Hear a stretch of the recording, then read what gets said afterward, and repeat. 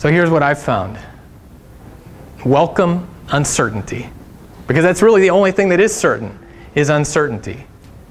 You know, we don't know what the next minute holds. I wasn't sure if the audio would come through on that video. We don't know.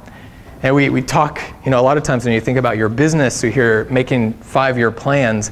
Well, a 5-year plan, that's more than 1,800 days. I don't know about you, but I don't know how the rest of today is going to go, let alone the next 1,800 days. So we set our vision, we get clear on our vision, but then we've got to welcome uncertainty. And we'll unpack how that works, because that doesn't mean we throw our plans out the window. This is what allows us to follow through on our plans, because those roadblocks can derail us. You ever have your plans and then something just doesn't go right? Maybe the day starts off wrong. And then have you ever said the phrase that, you know, I'm so worked up, I just can't even think straight. Because you're fighting against it, you're pushing, you don't want that to happen. If you ever said that or thought that, it's actually true. The neuroscientists have done brain scans and seen that when we get so worked up like that, when we're fighting, pushing against something, when we're resisting it, our IQ actually drops 10 to 15 points at that moment, because in the heat of the moment, our brain has shifted energy. I'm not a neuroscientist, so you can read the research if you want, but the bottom line is that our IQ drops 10 to 15 points, and I don't know about you, but it's pretty hard to be your best self when you're already now missing 10 to 15 IQ points. So what is the alternative to that? Well, I encourage you to try this, to put out the welcome mat to whatever it is that this day brings, this moment brings. Because once it arrives, once this moment is here, it's here. You can't turn it away as much as we'd like to until they invent time machines. We can't turn it back, it's here.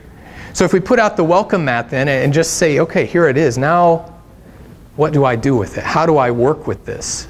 Instead of trying to put our energy in fighting against it, which will never work, we put out the welcome mat, and it's then that we can take responsibility. And this is something I learned from Stephen Covey. He said, you know, we don't have the power, we can't choose what happens to us, but we always have the power to choose how we respond. There's also a great quote from Viktor Frankl, who was a psychiatrist and a Holocaust survivor. He wrote A Man's Search for Meaning. He says, between the stimulus and response, there's a space.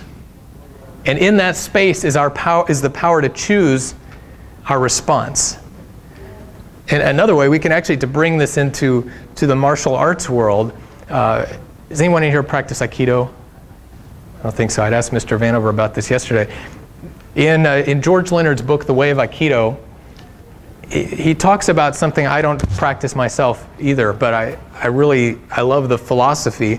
And this is what he writes. He talks about the concept of enter and blend. So when confronted by an attack or a problematic incoming energy, the Aikidoist doesn't strike, push back, pull, or dodge, but rather enters and blends.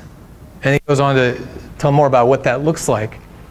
It says he or she moves toward the incoming energy, and then at the last instant, slightly off the line of attack, turns so as to look momentarily at the situation from the attacker's viewpoint.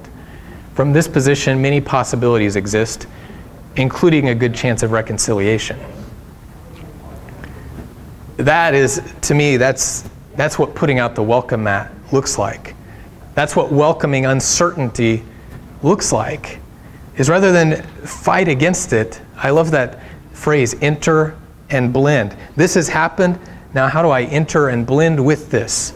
And the phrase, from an attacker's viewpoint, to see something from the attacker's viewpoint, obviously that gives you a tremendous advantage if you can do that in the fight, in the competition. It's the same with us in life. If you can, in that instant, see things from a different viewpoint.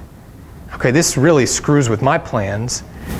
Let me see what else might be going on here. If there's another person involved, what does it look like from their viewpoint? Then we can enter and blend. We can take responsibility and choose a healthy response as opposed to just reacting by default, which almost never is the healthy way to approach it. A great metaphor for this, I think, is a jet plane. I don't know if you know this, I learned recently that on a cross-country trip from Los Angeles to New York, A jet is off course as much as 90% of the time. Because of the wind, weather conditions, any number of factors, the jet is off course as much as 90% of the time. What the pilot has to do is make constant course corrections. Obviously, the destination is set on New York. The conditions between here and there, we don't know. It's very much like us setting our vision and saying, you know, this is my I am, this is my ideal self. That's what I'm aiming toward. I don't know what I'm going to encounter between here and there, but whatever it is, however the winds blow us, if we get off course, we're still constantly, our vision is set. We enter and blend. We respond in a way that is aligned with our best self. Now, the third thing, I mentioned we need clarity, we need flexibility. All this requires energy. But sometimes when we feel like this, it's a little bit hard to think about responding healthily. It's a little bit difficult to think, how would my best self respond when I feel like that? And that's another obstacle we have to address is, okay, we've got to get clear, we have to welcome uncertainty, but kind of the glue that holds it all together is energy. It takes energy.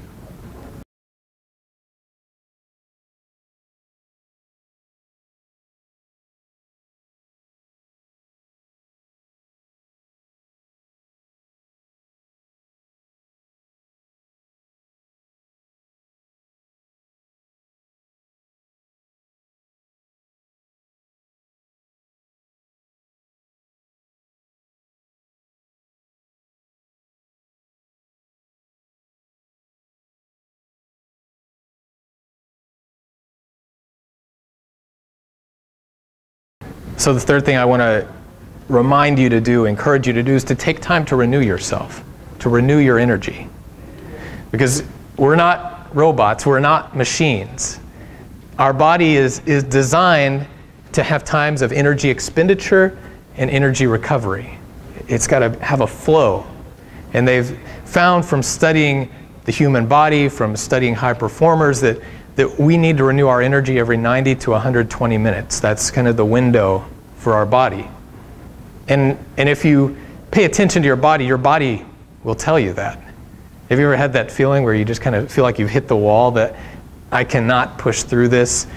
You know, sometimes it happens to me, I'm sure it happens to you, running our businesses, everything that's going on. And we try to push, we don't usually obey our body's rhythm. We try to just continue pushing through, to continue expending energy. And then if that means we stay up late, we don't get enough sleep, and guess what? The cycle starts all over again tomorrow. So there are a lot of ways we can renew our energy. You know, everything from nutrition to sleep to exercise, practicing martial arts. Obviously, all those things renew our energy. But there's something we can do in this instant, right now. And to me, that's always what I'm interested in. What can I do right now in this moment? Because if it's, 2 o'clock in the afternoon, I know I'll feel better after I sleep tonight, but I can't do that right now. Or if you can take a nap, take a nap. But what can you do in this instant? And here's where that 16 to 20 seconds comes in.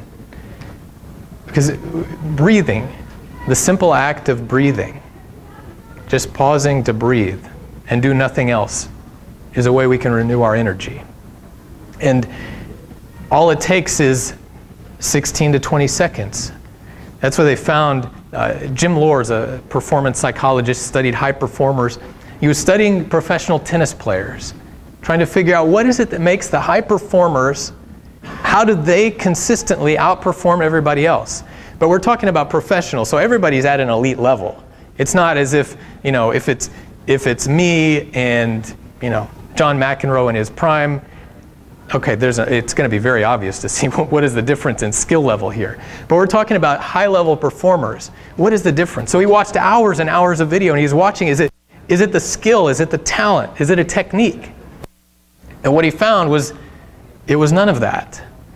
But those who performed at the highest level would take these 16 to 20 second windows to pause, to breathe, to calm their heart rate, to clear their mind.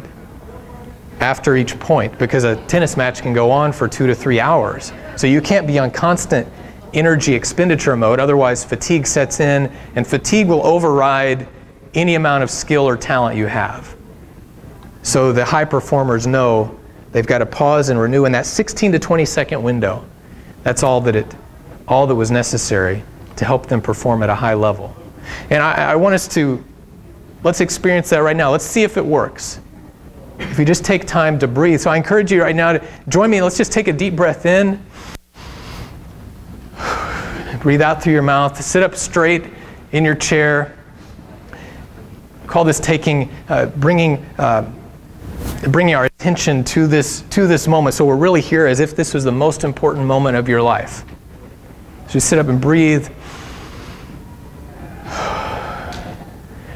And just keep breathing, just normally. And just feel your breath, whatever thoughts, whatever you've been thinking about this presentation, about this event, what's going on at home, that doesn't matter right now. Whatever's coming up, the next session, we don't have to worry about that right now. But if you just breathe and just feel your breath coming in through your nostrils, breathing out, just feel your breath.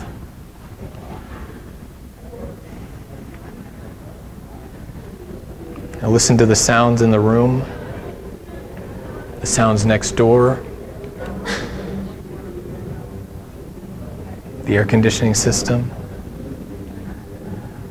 Feel your feet on the floor, the sensations in your body.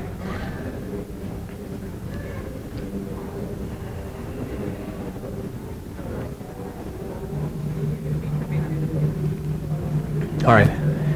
Did that feel any different? Can you feel any effect of that? That's more than 16 to 20 seconds, and that's with me talking during that. If you take that time just alone, when I do this in longer sessions, people always come out feeling more clear, feeling renewed, more peaceful. And that gets back to, again, success happens out of who you are. But we've got to get back to that place of calm, where we're not being affected by everything that's going on. But how many of you would say that it feels kind of awkward to just sit there quietly and breathe? Something we're not used to doing that. We're used to doing. And here's a quote from Tony Schwartz related to that. He said, "Speed is a source of stimulation and fleeting pleasure. Slowing down is a route to depth, to more enduring satisfaction, and to excellence." I think that's what we're all looking for, right? We want to experience life and our work, experience it deeper. We want to experience satisfaction. We want to pursue excellence. And we think that the way to do that is, well, the faster I can go, the harder I can push. But it's slowing down is the key. And just look at your own life again. I know for me, when I get up here and speak about this stuff, I want to be very clear, I'm not a guy who's got it all figured out that I'm doing this perfectly every day. When I'm not speaking about it and researching, I'm practicing it myself. And again, I run a small business. My wife has some chronic health issues. We have a young child. Life is not easy. So uncertainty is something I live with every day. Having my mind full with everything that's running around, something every day I face that. And I know when I start to get off track, when I start to feel burned out, when I'm not leading the business as well as I could be, when I'm not being as good of a father as I could be, I know that it all comes back to this, that my energy is gone. So I'm just kind of bouncing through life like a pinball. It's not going to be good for me. It's not going to be good for anyone around me. So learning to slow down and pause and renew our energy is the key. And just as a side note, companies like Google and Procter & Gamble, General Mills, these are all companies that have figured this out. And these are high-performing companies that care about their bottom line. But they've figured out that this matters so much to getting their employees more engaged, to allowing them to perform at a higher level, that they're creating mindfulness. A lot of this is in the field called mindfulness, which is simply being mindful of this present moment, paying attention to this present moment. They've actually implemented mindfulness training programs for their employees. They set up meditation rooms or rooms where their employees can go and just pause to renew their energy. So if it works for these big companies, then I know it will work for us. And I know from my own experience that it works for me, and I encourage you to try it as well. And if you're already doing that, then I encourage you to keep doing it.